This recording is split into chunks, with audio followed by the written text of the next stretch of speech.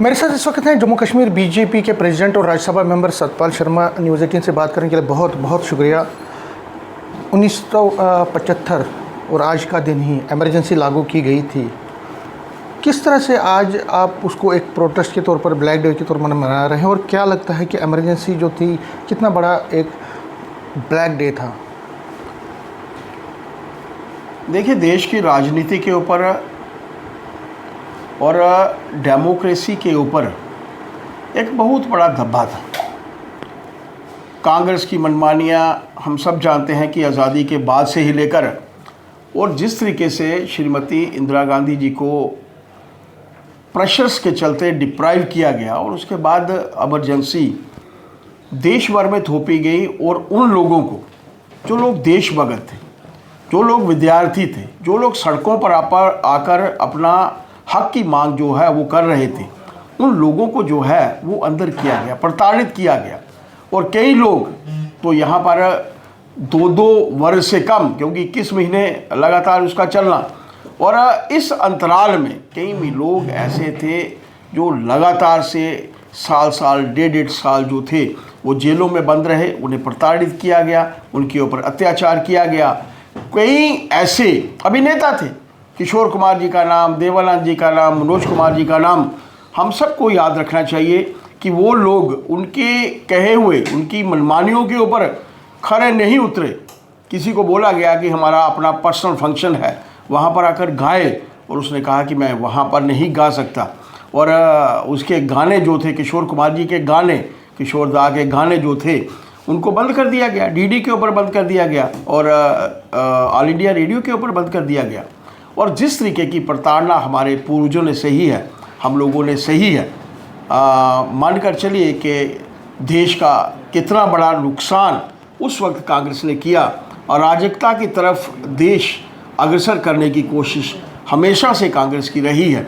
और उस समय में भी, हालांकि ये ठीक है कि कांग्रेस उसके चुनावों के बाद, इमीडिएट चुनावों के बाद हारी, लेकिन उस समय की पीड़ा आज भी हम लोग नहीं भूले हैं। हर वर्ष हम लोग, भारतीय जनता पार्टी कार्यक्रम करती है, हर अपने अपने प्रोविंस स्तर पर हम लोगों ने इस बार 2 कार्यक्रम रखे हैं। एक कश्मीर में होगा, आज जम्मू में मुझे रहने का मौका मिला है, ताकि हमारी नई पीढ़ी तो भूल जाएगी कि क्या प्रताड़ना हमारे लोगों ने सही है, लेकिन उनके ध्यान में भी ये लाना आवश्यक है कि कांग्रेस की मनमानियाँ आज़ादी के बाद से लेकर, वो चाहे वो ये वाला समय था, आपातकाल का समय था, या 2004 से लेकर 14 तक का समय था, हर पीरियड में अराजकता जो थी चरम सीमा पर थी। लेकिन सतपाल जी, ये जो इमरजेंसी है वो एक आप मानते हैं कि ब्लैक डे है, लेकिन अगर हम जम्मू कश्मीर की पार्टीज़ की बात करें, वो कहते हैं कि पिछले 10-12 साल से भी इमरजेंसी लग रही है, लोगों को बोलने नहीं दिया जाता। और ख़ासकर कश्मीर की जो पार्टीज़ हैं वो कहती है कि यहाँ पे पूरी तरह से एक सेंसरशिप है। छोटी सी बात, अगर कोई स्लोगन भी मारता है तो उसको अंदर किया जाता है। वो कहते हैं कि इमरजेंसी यहाँ पे 12 साल से जम्मू कश्मीर में भी लागू है। देखिए, जो देश के हित की बात करता है, आज के समय में right to speech, right to act, right to right, हर कार्यों की अवेलेबिलिटी आज हमारे पास है। वो समय का कंपैरिजन अगर ये लोग वहाँ करते हैं, तो ये वही लोग हैं जिन्होंने उस समय आम जनता को प्रताड़ना जो थी वो दी थी। परिवार नियोजन के नाम पर कांग्रेस ने उस वक्त क्या किया था? पॉल्यूशन ना फैले, उस वक्त कांग्रेस ने क्या किया था? दिल्ली के ऐसे कई क्षेत्र जो थे वो साफ कर दिए, और ऐसे नेता के कारण जिसके पास कोई पोर्टफोलियो नहीं था, लेकिन उसकी माँ देश की प्रधानमंत्री थी, जिसके चलते उसने 5 सूत्री कार्यक्रम जो किए, जिसकी प्रताड़ना आज तक, इतना वक्त बीतने के बाद भी जो लोग आज जीवित हैं वो लोग नहीं भूले हैं। हमारी नौजवान पीढ़ी, उनके ध्यान में लाने की आवश्यकता है। कौन क्या कंपैरिजन करता है, ये विषय इम्पॉर्टेंट नहीं है। कंपैरिजन सही का सही के साथ होना चाहिए और गलत का गलत के साथ होना चाहिए। जो लोग आज कंपैरिजन कर रहे हैं वो वही लोग थे जिनके कारण हमारे पूर्वजों ने, हम लोगों ने वो प्रताड़ना जो है वो। लास्ट में पूछना चाहूँगा कि पार्टी ये भी कह रही हैं, खासकर नेशनल कॉन्फ्रेंस भी ये कह रही है कि जो कॉन्स्टिट्यूशनल राइट्स हैं उनको डिप्राइव किया जाता है लोगों को, जिसमें स्टेटहुड का जो है मुद्दा वो मेनली बता रहे हैं और कह रहे हैं कि स्टेटहुड तो सभी लोग चाहते हैं, लेकिन ये भी उसी तरह की बात है कि दमनकारी नीति है ये। देखिए, स्टेटहुड के नाम पर मुझे नहीं समझ आता कि मुख्यमंत्री जी क्या मांगते हैं। आज भी हर कार्य उनके माध्यम से होता है। वो लॉ एंड ऑर्डर की बात करते हैं।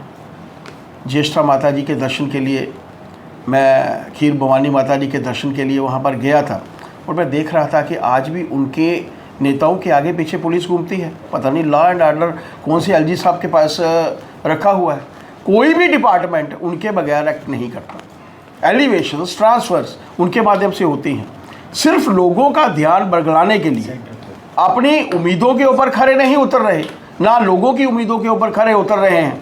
सिर्फ ध्यान बटाने के लिए वो जो केंद्र की सरकार है उसको कोसने का प्रयत्न कर रहे हैं। मानकर चलिए अपनी उम्मीदों के ऊपर भी वो खरे नहीं उतरे हैं, लोगों की उम्मीदों के ऊपर कब जो है वो खरे उतरेंगे। लेकिन वो स्टेटहुड की बात करें, क्या देखिए, मैंने कहा, प्रधानमंत्री जी ने कहा है उचित समय आने का इंतज़ार करिए, वो मिलेगा। सिर्फ स्टेटहुड के नाम पर हर चीज़ उनके पास है, पावर्स उनके पास है, एलिवेशंस उनके पास है, ट्रांसफर्स उनके पास हैं, नौकरियां उनके पास है, हर कार्य उनके माध्यम से होता है। कुछ चीज़ें तो हम भी नहीं बोल सकते, नहीं तो अपना दर्द भी बाहर आएगा।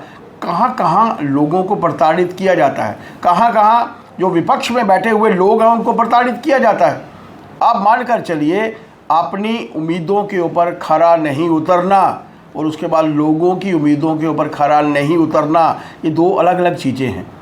लोगों की उम्मीदों के ऊपर तो वो खरे नहीं उतरे, रिजल्ट उन्होंने देख लिया, बड़गाम में देख लिया, नगरोटा में देख लिया और उसके बाद राज्यसभा में मेरे रूप में उन्होंने देख लिया। लेकिन अपनी उम्मीदों के ऊपर भी वो खरे नहीं उतर रहे। वो मैनिफेस्टो आज भी खड़ा है, वैसे का वैसे खड़ा है, बंद का बंद पड़ा हुआ है। कोई कार्य उनके माध्यम से नहीं हुआ। सिर्फ लोगों का ध्यान बटाने के लिए ये उनके माध्यम के ये उनके हथकंडे हैं, जिसको हर बार वो अपनाने का प्रयत्न करते हैं। जम्मू कश्मीर की इमरजेंसी के लिए वो जो उस पीरियड में रही जहां हमें भी जेल में जाने का उस वक्त सत्याग्रह करने का जो था, हमारे लिए सौभाग्य है कि हम लोगों ने सत्याग्रह किया। लेकिन आप सोचिए जो प्रताड़ना हमारे पूर्वजों ने जम्मू कश्मीर में भी सही, किसने दी थी? कौन थे सत्ता में लोग? यही लोग सत्ता में थे, इनके दादाजी सत्ता में थे। और आज ये लोग कह रहे हैं कि हमें स्टेटहुड नहीं मिला। स्टेटहुड के रूप में हर कार्य, हर पावर्स इनके पास। न्यूज़ 18 से बात करने के लिए शुक्रिया। नेटवर्क 18 के लिए मैं समीर भट्ट।